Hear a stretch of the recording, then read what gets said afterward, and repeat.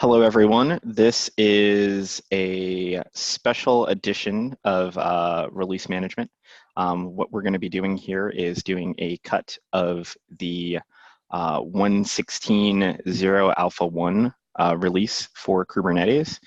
So be aware that this is an upstream Kubernetes meeting that is recorded and will be on the internet later. So please be mindful of what you say. Please be sure to adhere to the Kubernetes Code of Conduct. And all of that said, let's get started. I'm going to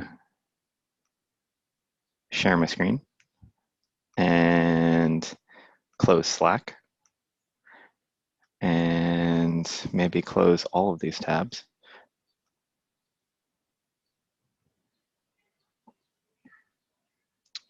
Right, so first things first, go to Chrome, we're going to sig release. I'll start there. So part of the reason for this recording is we want to make sure that we have an opportunity to do extended mentoring for people and make sure that they're aware of the kind of processes that we walk through to be able to do certain things like cutting a Kubernetes release. So we did one of these last cycle, and we thought it would be good to continue doing a series of these just to record what it looks like to cut a release and the tooling that's involved in that. All right, so first I'm going to the Kubernetes SIG release repo, release engineering, and role handbooks. So there are two role handbooks you'll see here, the patch release manager and the branch manager. For this, for the purposes of this call, we'll be going through the branch management handbook and kind of, so one, let's just read through together, right? So the role is responsible for essentially cutting releases of Kubernetes, as well as maintaining the branches and the associated test infra jobs or configurations that are involved in being able to manage multiple branches of Kubernetes, right? So there are a few tools involved in that, right? So we mentioned branch fast forward here.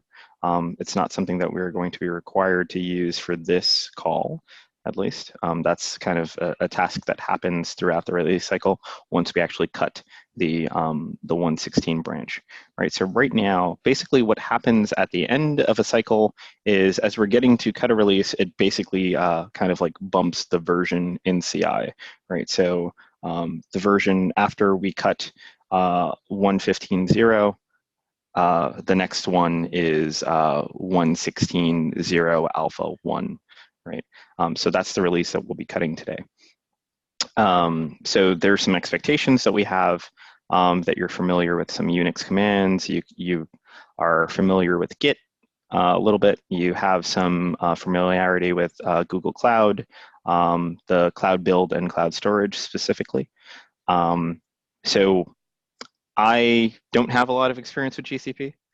So this is always fun to run through some of these commands and try to get an understanding of like what we're doing or what the process actually involves, right? So we've got some shadow expectations, which are the shadows for branch management are now the release manager associates. So the idea there is that we wanted to build a team, right? So a team composed of the patch release team, which are the people who are responsible for cutting patch releases of Kubernetes, right? So 15.1, which will be coming out on Thursday, which will be handled by the patch release team, right? From there, we have the branch managers, and you can actually read all of this stuff, SIG release and release managers, right? So this gives you a breakdown of, so patch release team, the branch managers are responsible for the minor releases, right? So, and then the associates, right?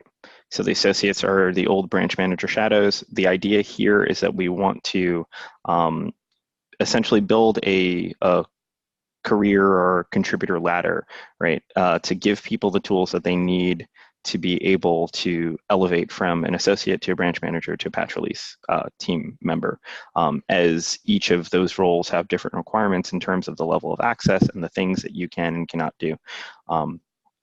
namely one of them being, so the patch release management team is subject to the security embargo, right? So they're the people who, they're part of the group of people, including the product security committee, which actually handles CV mitigation, and private distributors list who get notified on CVs ahead of time, right? So the patch release team is also subject to that embargo because they're actually the ones who would be cutting the releases to mitigate those CVs, right? So the intent there is to give people the tools that they need to be able to execute on those roles, and also make sure that the people who move into those roles are people who are well respected in our community by doing this work, right? From there, we have the build admins. So build admins are Google employees right now that have the access to actually be able to push the button to generate debs and RPMs for a Kubernetes release. So that team right now is Alexandra, Linus, and Sumi, and then the SIG release chairs. So the SIG release chairs are inherently depending on the lists. So I believe that SIG release chairs should have ownership of all of the assets that are under SIG release. And from a release engineering standpoint, that would also mean having access to maintain the lists that notifications go out on, right? Because they would be maintaining these lists, that means that they are also implicitly subject to the security embargo because they would be on the same lists that would be getting information about that stuff, right? So can check that page out. That's release managers. So back to what we were talking about. All right, so have you run through the release team onboarding guide? I don't know, I may have, right? So I'm part of Slack, part of the SIG release channel. I'm a Kubernetes member. I'm on the contact sheet for the release team. I'm part of the release team mailing list, the SIG release mailing list. I'm also a member of Milestone Maintainers, and I have some appropriate owner file entries, as well as the Zoom meeting owner code, right? So I think we're covered in terms of the onboarding guide. If you want to check out the onboarding guide, it is under release team and release team onboarding.md. I will pop that in our Scratchpad. All right, so one here for the Scratchpad, and I'll pop the release managers link in there too. And feel free to take notes on this as well. I'll be using it. I'll kind of collate the notes afterwards and use that as the basis for improving the documentation.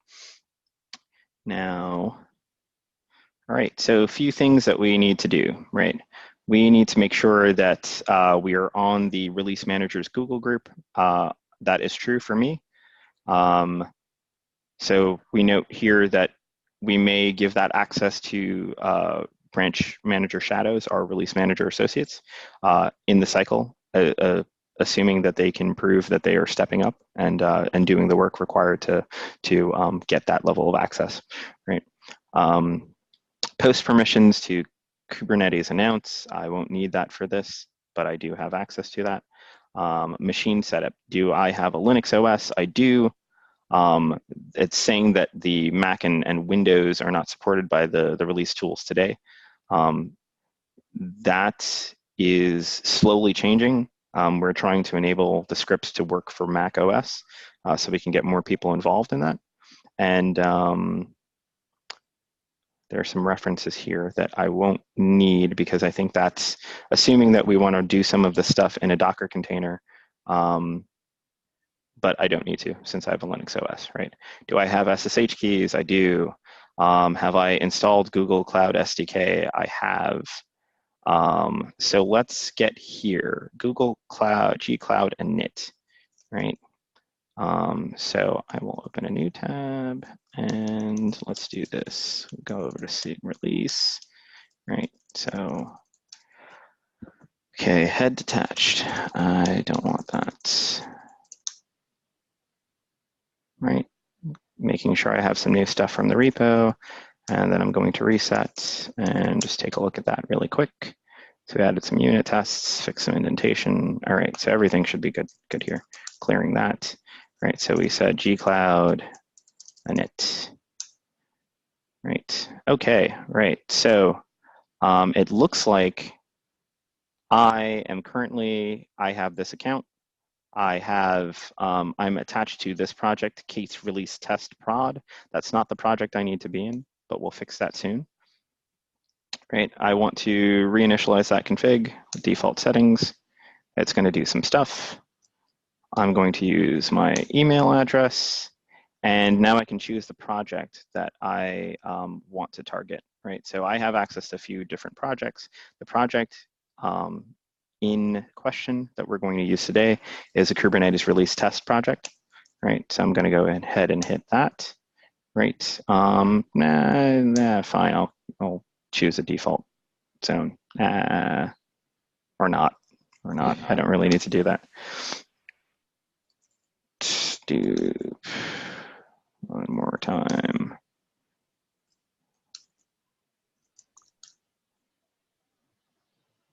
Okay, question.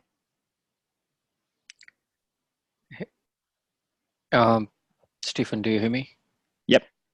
Hey, so one of the things I think we should add to the talk here is to update the G Cloud SDK if you already have it installed, because I think that's the recommendation. So add a note to the Scratchpad. Okay, sure, thanks. Mm-hmm. All right, so a few more things. Have we cloned the release repo? So the release repo, so difference between SIG release and SIG release and the tools itself. The tools are located in Kubernetes release, right? So I will also link that in the Scratchpad. And dupe, right? Cool. Right. Okay. Right, so a few more things. It's mentioning, are you able to run SendMail? I have not configured SendMail on my computer. I probably will never do that. But that's for essentially being able to send the email notification to Kubernetes announce. What we also do is we dump an announcement notification within the buckets. So there's like an announcement HTML that you can use instead. You can just copy that out. So I'm probably never going to bother to configure SendMail. I don't think that anyone should need to do that. So we should add a note to not explicitly require this. So again, checking to see if we're part of the right mailing list, SIG release, the release team and dev, that's all true. All right, so GCB Manager, right? So GCB Manager is a tool that allows us to send a configuration from Inago to, so Inago is our release tool, right? So if you want to see Inago, right, that is Inago. Inago is a 1800 or so line bash script that does lots of things to get Kubernetes out of the door, right? So we've got, 1811, 12 lines, right? So Inago is doing a lot of stuff, but GCB Manager is a wrapper that is also, it's less long, only about 500 lines, right? But we can see if we take a look at this, right? It manages Kubernetes container release builds. It gives you a heads up about some of the different commands that you can run, how to stage a release, how to stage an RC, release candidate, make sure that the candidate is built from the head of the Kubernetes branch, master, and then officially release, right? So a lot of these commands will run as they will mock, right? By default, they will run in a mock mode, right? So that, that kind of ensures that when we run them, if we're trying to test out a workflow, we can run them safely without actually pushing artifacts to certain places, especially if these commands fail, right? So the idea is that you run through the command a few times, or once or twice, to make sure that everything is sane within your environment, and then from there, you can actually do the staging of the release or do the releasing of the release, right? So a few things happening here. We have a set of libraries, a common library, a Git library, and a release library that have some functions in them that we're going to use within GCP Manager, right? So one of the things is like clean exit, right? So that makes sure that we pick up, uh, check return codes and check exit codes and make sure that we safely exit out of any specific function, right? We have things like staging the build, getting information about which builds are staged, being able to see the job log, right? Being able to see which jobs are which are the existing jobs, right? Which are the most recent existing jobs within Google Cloud Build, submission of the job, right? So it does some substitutions here and tells you that jobs are submitted, and then actual releasing, staging and releasing. So let's. So what permissions do you need to be able to run this? So you need to be part of the OSS release manager group or something, which is not a group that everyone has access to. So, part of running through this process is that we want to try to get an idea of the permissions required for someone to be able to see this.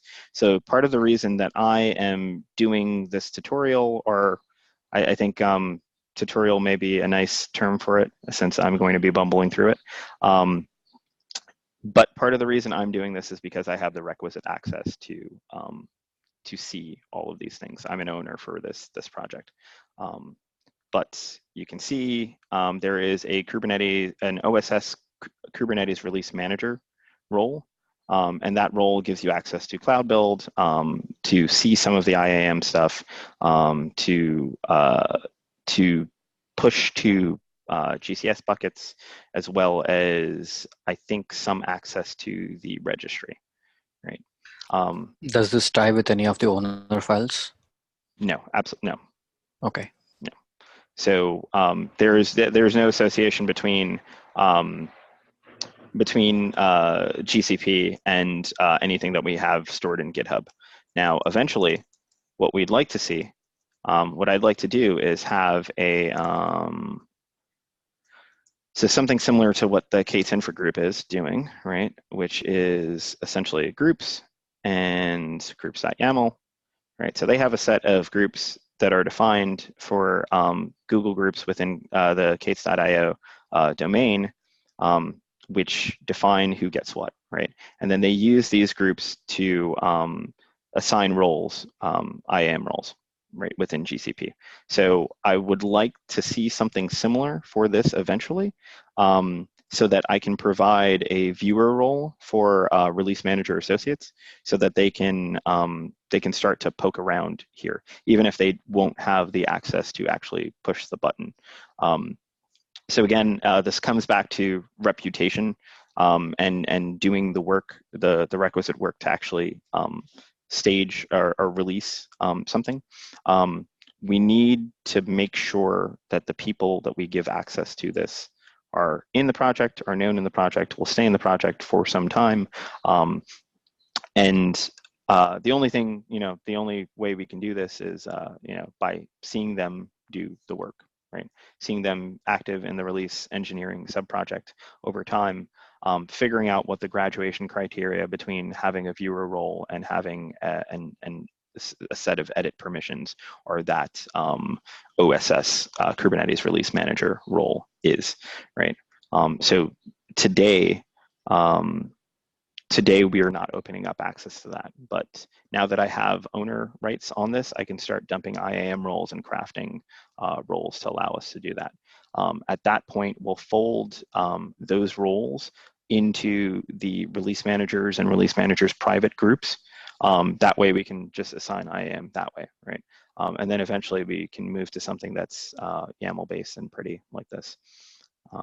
But that is, that's kind of all future state. All right. Thanks. Uh-huh. Right. So back to GCP Manager, right? You can tell we haven't done much, but I think it's important to kind of set the stage for some of the things that we're trying to tackle for the next few cycles, right? But GCP Manager, let's run that, see what happens. Ooh, failed. Okay, right. So it tells me that the checked out branch head is not the same as master. So I think I reset, but I didn't check out master, right? Right. And so let's try that again. Okay. Right. So we got some okays this time, right? So here's a note. Can you note that it looks like some of this information got mangled, the tags and IDs? So ID should be here and start time should be over here. So that is probably something funky in our bash. But you can see running GCP Manager, it has checked that I have the required packages in my system. It's made sure, you can see it failed here because I was not set to the head of master, which was fixed. And then it made sure that I actually had the cloud tools in place, right? Is there any requirement right now to convert the GCP manager and Anago into Go? It's not a requirement, it's a future state thing. So it's in planning, but not a required. Yeah, Of course. so if you check out this issue, so in changing some of the things in GCP and Anago, we ran into some issues that caused some master blocking failures. So I did a write-up here that says, yes, one of the longer term goals is a full refactor of the existing tools from shell to Go. The first step will be of the longer term goals is replacing the shell libraries. So those command gitlib, the common gitlib and release lib that I was talking about before, rewriting those in Go first, right? Then wrapping those. So we get some immediate benefit out of doing that. Then we can build testing around that. Those are probably the most important parts of all of the things that are composed in the release tooling. So fixing those first will give us immediate benefit. Then we can write tests around that, and then we can start to think about how we want to refactor the rest of it. But there are some more immediate things to do, like making sure that we have a blockade in place for each of the files that touch actually cutting a release, actually examining why the failures happened. So if you scroll down a little bit, you'll see that I wrote something quite extensive about the job failures. So feel free to check that issue out. And then we want to move to a place where we can safely make changes to the Kubernetes release repo without breaking every job, right? So the idea here would be tag the repo after executing a known good release, right? So we did that last week, and I need to retag because I need to, well, before I can retag, I need to reset the expiry on my GPG subkeys.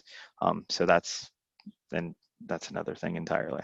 But that'll happen soon. But we started tagging, and basically what we want to do is then point each of the jobs that use Kubernetes release to a known good tag of the Kubernetes release repo. From there, then we can start to edit master more safely, right? Because we know that the things that depend on it are only using known good tags. Once we verify that changes are good, we can then cut another tag and then update the test info jobs to use that tag instead.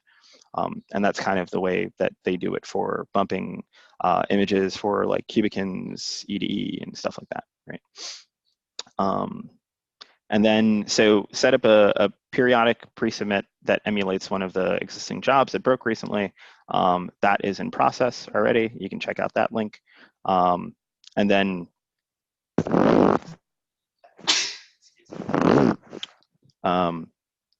do some more refactoring of these release tools. So I'm due for an update on this stuff. A lot of this is already in flight. as you can see from some of the issues, and a full review of what has been happening is lower in the issue. So.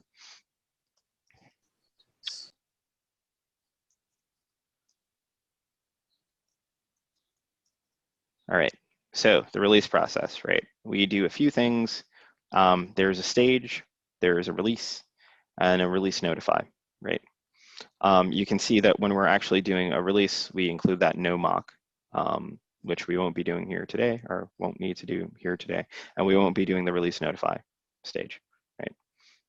So some notes about bookkeeping, how to cut a release. There is a release issue that you can open, right? And it will give you a set of things to do, right? Did you screenshot the test grid boards, add a comment, notify SIG release that you're actually doing some of this stuff, send notification emails, all that good stuff. That is all for, that all tends to be for a more official release, right? So let's go through what it looks like for the alpha stage, right?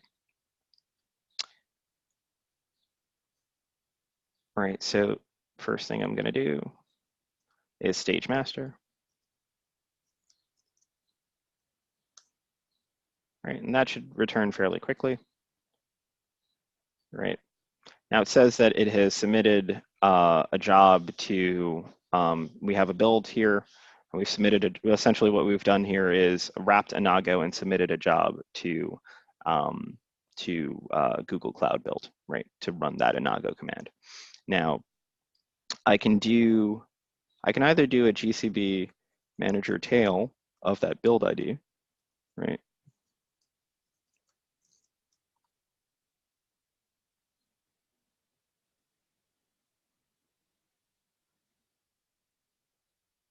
Which I've never done before, so I hear it works.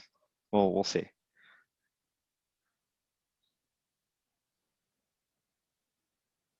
All right.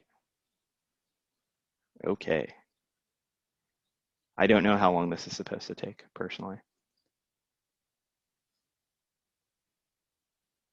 I think it's a good point. We should probably times around. All right. For the purpose of this call, I'm not going to spend time on that. What I will do instead is click to the actual build run, right? And if you're curious about, what this is doing, let's take a look at the tools, right? And just go to GCB/stage,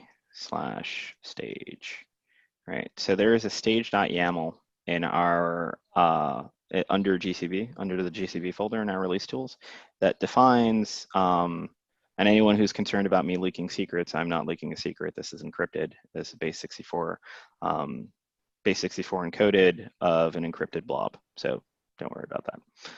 So this is a key that is in the key ring for KMS of GCP. Essentially what that key is it contains the GitHub token of the K8s release robot, right? Which gives us access to do certain things in the repos, right? Eventually, if we need to push a release, we can do that by impersonating the K8s release robot, right? So the steps that we run into here are we're cloning a branch, right? And the branch is going to be, it's going to be master by default, right? And choosing the repo, right? So we can swap these out if we needed to, if we need to test changes, or you wanted to use a fork for whatever reason, you can swap that out by specifying this environment variable, and that'll get pushed into the GCB run, right? The next step is it's doing a Kubernetes, it's pulling in so it's using this release directory, it's setting some environment variables for the Go path and Go binaries path, and then doing a compile release tools, right? So compile release tools is kind of does as it implies. There are a set of release tools right now. It's checking that the environment is set up, it's installing dep, it's checking the dependencies, and then finally it's it's only doing that compile step for um, the blocking test grid tests, right? Now this is helpful because the blocking test grid tests essentially gives you a heads up about which test grid tests are failing, right? And if it is a blocking test, it can fail out on certain steps. It can cause the release to fail out in certain steps because we only want to build when we're green, right? So it does that compile release tools step. Then after that, it uses this GitHub token. It submits an inago command of the release branch stage to do a pre-build, right? Build at head. It sets by default, if you decide to say no mock equals, or no mock is set, then it will do a no mock, right? The build version, whether or not it's an RC. Yes will forego command line input, and GCB is basically saying like this is a build that I'm going to submit to GCB, right? You can see there are some more steps, very similar. The pre-build, the build only, and then finally we're doing the stage, right? The full stage. And we can see machine type, some of the tags that are set. So let's go and take a look at how that is going.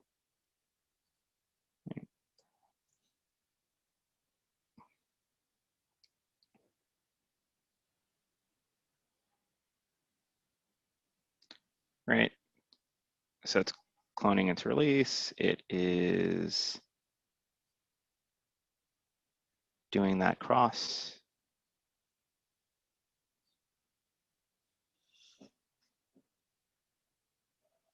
So you can see that, it's, the Inago is long for a reason because it does provide some pretty input when you're running certain things, right? So we're checking the prereqs.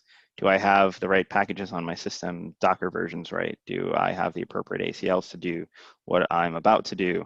Do I have right access to release test, access to, cates.gcr.io, and so on and so forth, right? Setting up a release candidate, and checking through some of the states of the different tests, right? We can see we had a test that failed, we had some tests that passed, another one that failed, and this could simply be because the tests may have moved on dashboards or the configurations changed, right? But we can see here we've got a bunch of passes and one fail. Anyhow, it's checking tests, right? That's what it's doing here. So in the next step,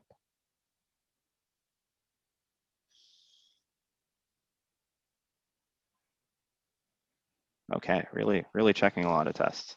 Okay.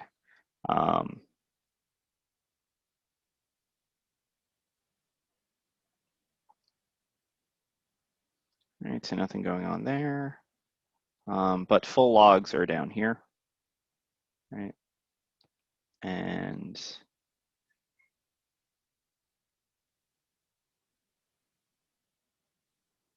a lot of logs, a lot of logs.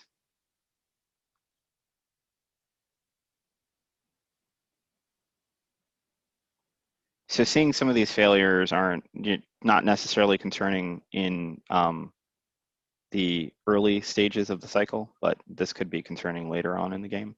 I know that some of this CI signal team is already working to drive down and get in contact with some of the SIGs related to those failures. So we won't worry about it here, right? So what we can do now is we can start to look at, so we're already building from head, right? And we can start to look at what it looks like to do the release, right?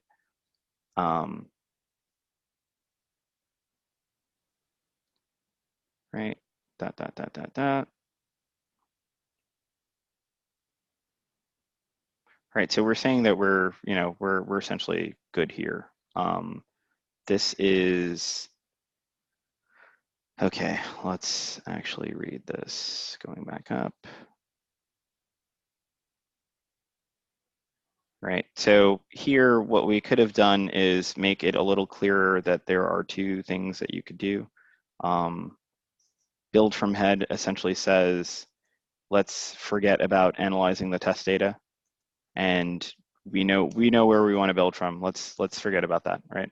Let's forget about analyze the test that it's going through right now. Let's not do that, right? So I'm going to submit the build again and say build at head, right? So that we can see we've got history, and right, we can see the one that we just did failed. And I can almost guarantee that the reason for the failure is because it found a bunch of tests that it didn't like.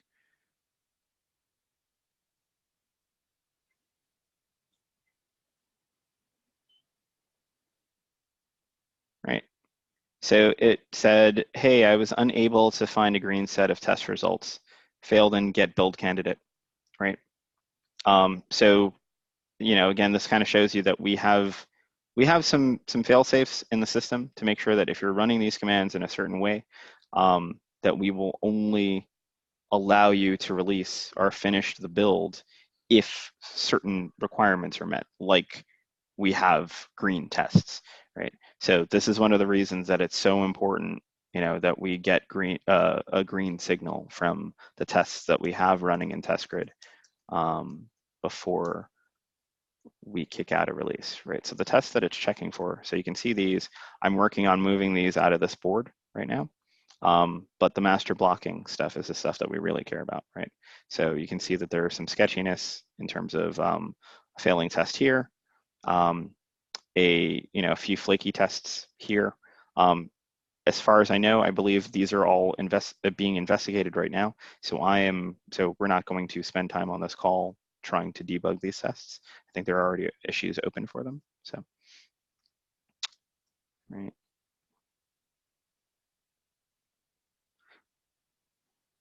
So one improvement to let's see if on this scratch pad. So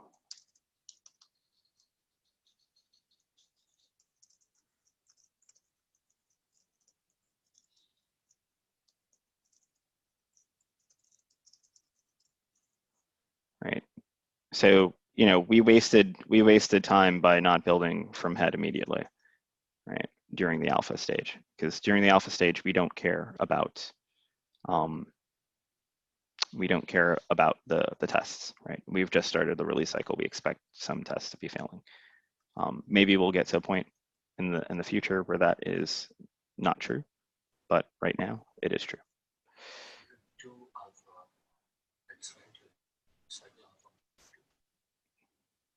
Question? Yeah, that was a question. Sorry. We have two alphabets. I think I was not audible, right? I didn't hear you. Yeah, sorry. So we have two alphabets during the release, right? Alpha 1 and Alpha 2. Mm-hmm. So both of them we don't care about the tests, or Alpha 2 is more clean. Let me check what's written down. I'm going to play dumb and let's see what is in the handbook. Let's see if that's captured or not. Right. So alpha stage.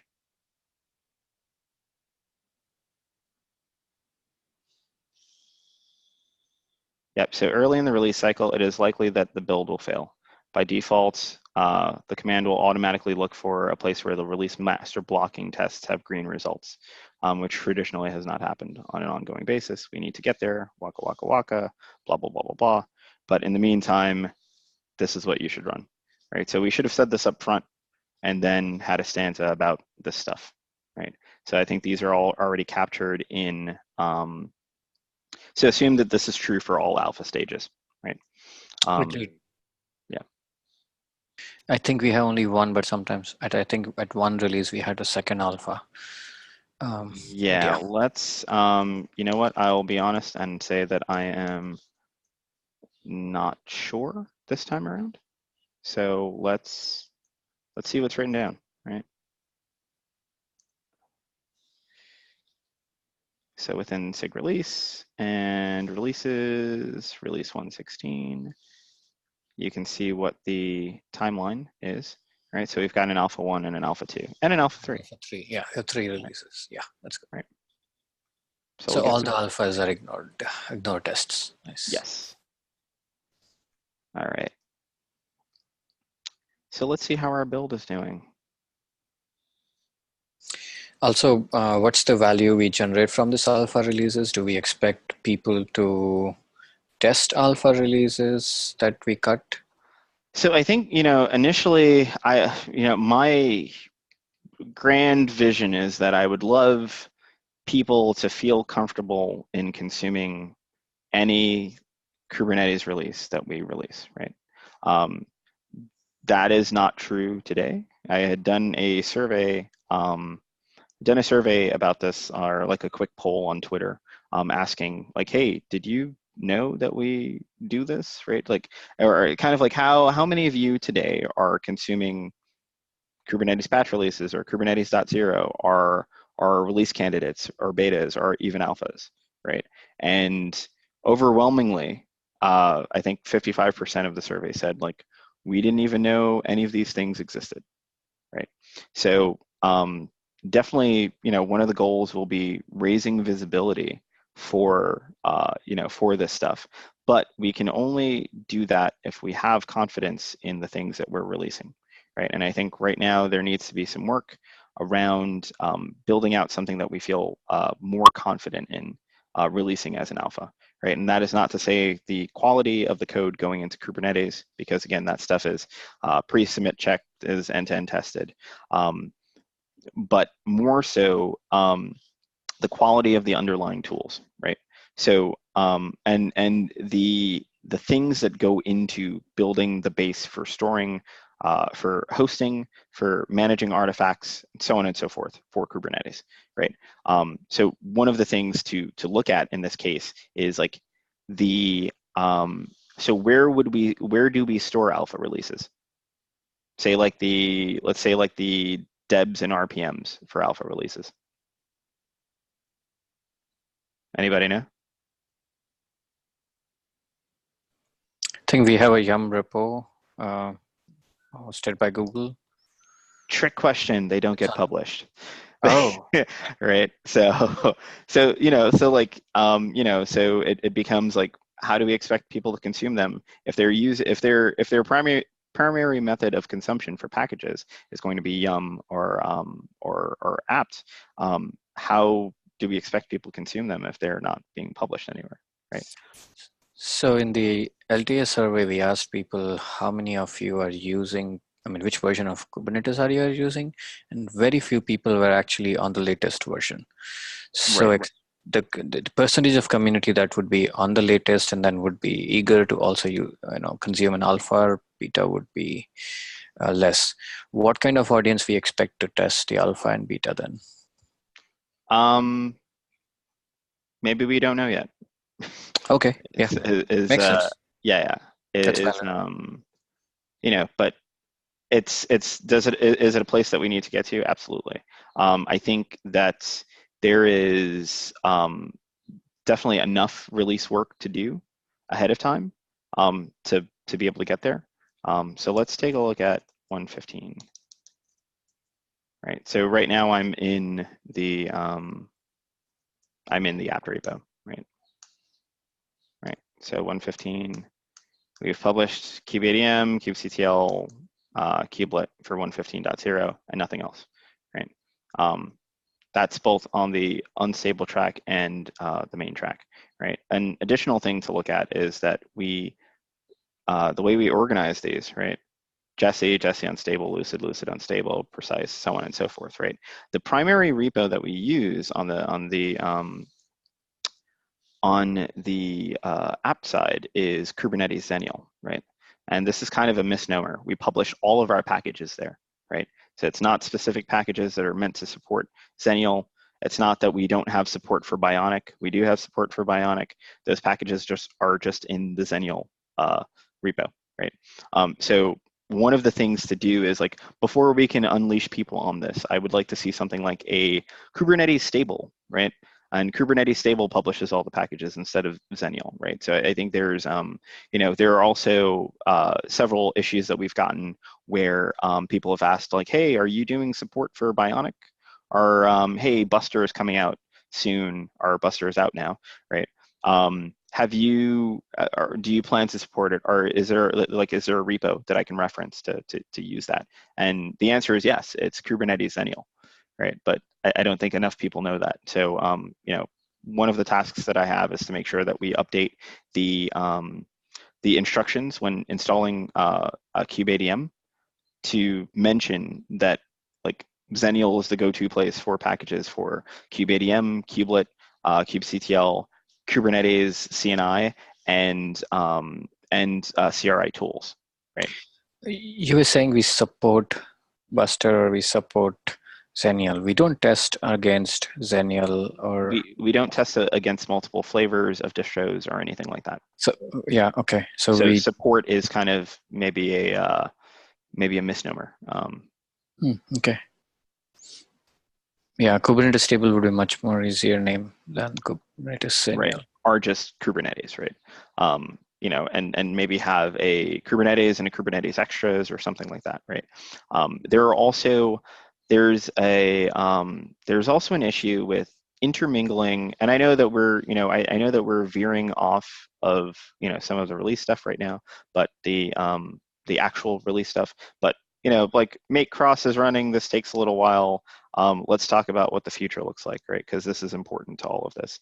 And so just looking at this repo, and I can tell you that the same is true for the RPM side of the house, or the side of the house, right?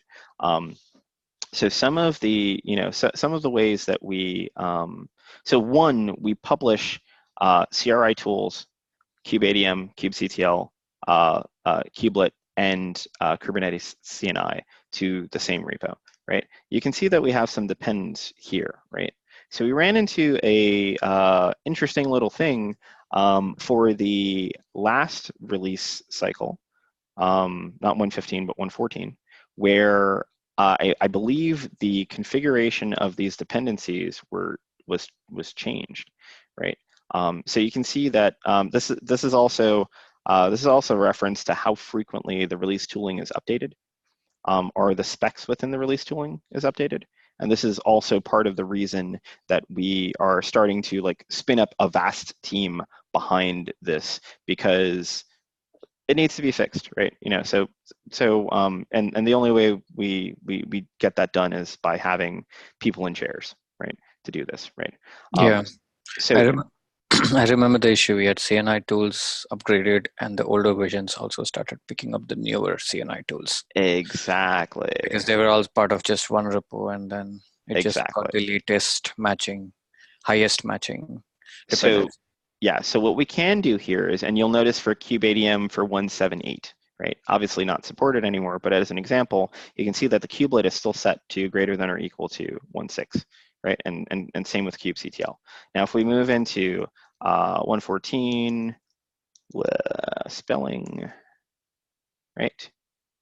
And we just jump through here, we can see that here's one of our issues, right? So 13.8 is greater than or equal to, 13.8 was just released, but if you look at 14.0, it's just equal, right? So this is where we ran into the problems. So one, we have to be aware that anything that we publish to these repos, especially because we're only using one repo, if we make a dependency change for new packages, we have to be aware of the old packages that exist in that repo and how to manage dependency changes for them. So I'm thinking that maybe the right move is new repo, start publishing. I wanted to see if I could get some of this jumping for 1.15.1, but that's Thursday, so I think it's a little too tight of a timeline to try to do. But maybe we say for the following release, 1.15.2 or something. We say from there we use this new repo, right? And be a little stricter about the way that we set these dependencies, right? So if we say Kubernetes CNI greater than or equal to 0.75, that's fine, right? But we also, maybe we should set a ceiling to those as well, right? So, if packages, if previous packages had something more appropriate set, like, so also notice here, kubelet, right? It's still checking for this super old version of Kubernetes. This has since been fixed, right? But here's a tricky one too, right? We say greater than or equal to 112, right? So our tooling, that means our tooling checks for this before it builds a package, or uses that as a requirement to build a package. So because we have it set to 112, it means it was not building for 113, 114, 115, right? So we're exercising the tooling, but we're not publishing packages for CRI or CNI because of the way that the tooling is built. That is already being worked on. I have, so myself and Tim have PRs that are in flight to fix some of this stuff, but it's kind of like deciding what to fix first, and making incremental changes. Like I have a really large PR that, essentially is you can see 172 files changed. Like this is a functional, part of it is like a functional rewrite of, wow, where is it? Do you have a staging app repo for making these changes? Yes and no.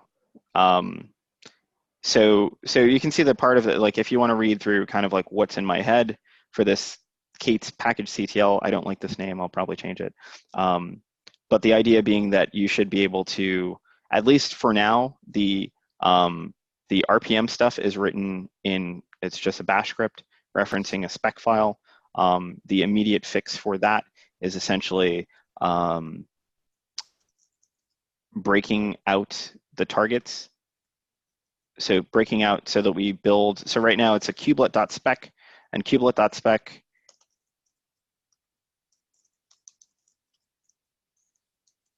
right? Kubelet.spec will build everything, right? So to look at the CNI versions, CRI versions, and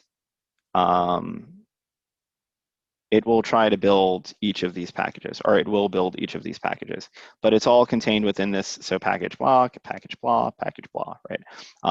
So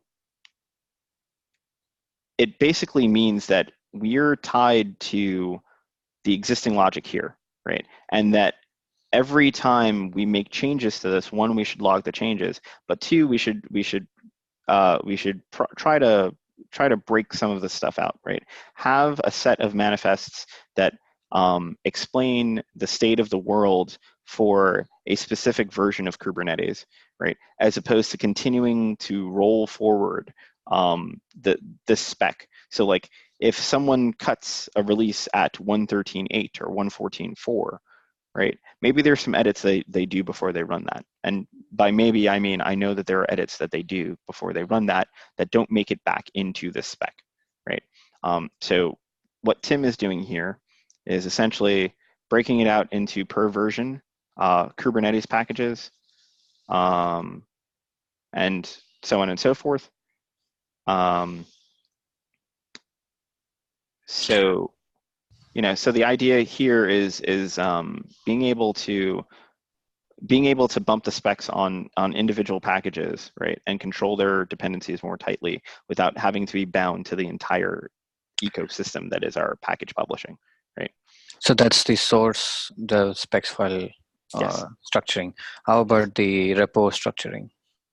So that is what we're working on right now. So Okay. I recently, last week, worked with Tim Hawken and Dims to get staging resources as well as prod resources for SIG release to start prototyping what our repo structure needs to look like.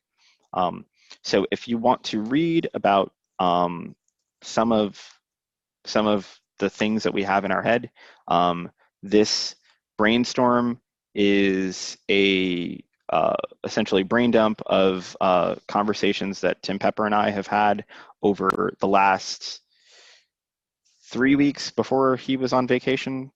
We spent maybe 6 hours or so on video chat talking through some of this stuff. So this is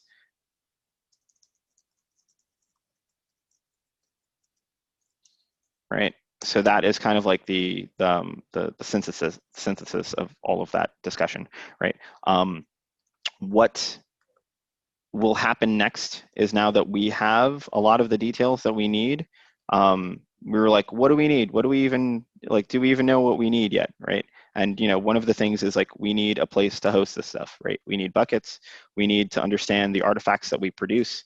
And, part of that is having someone go do the investigation on the artifacts that we produce, which is done and merged as of today.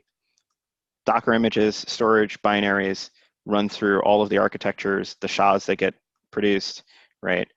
The extra files, the tars, the packages for RPMs and debs, and then exactly what the repo structure looks like at any one state of time when we're doing a release, right? So this is documented in excruciating detail, and you can see that at release engineering artifacts.md. Jeff had a comment on the chat that we have just 2 minutes left for the SIG release meeting. Yes.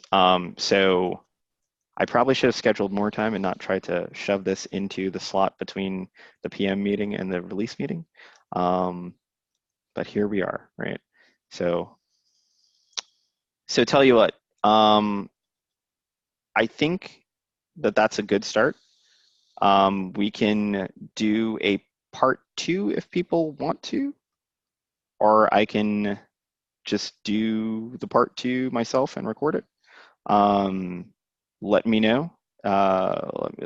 Does anyone have feelings on that? We can pick up. I would want a break between between all of these meetings, so we can pick up later in the day, or I can just record the second part and publish that to the release playlist. So let me know. Okay, yeah. I'll put out a Zoom, and if people join, they join, and I'll record that one too. Cool. All right. So thank you everyone for dropping in. I will see you in right now for the release meeting if you're showing up. Take it easy. Bye.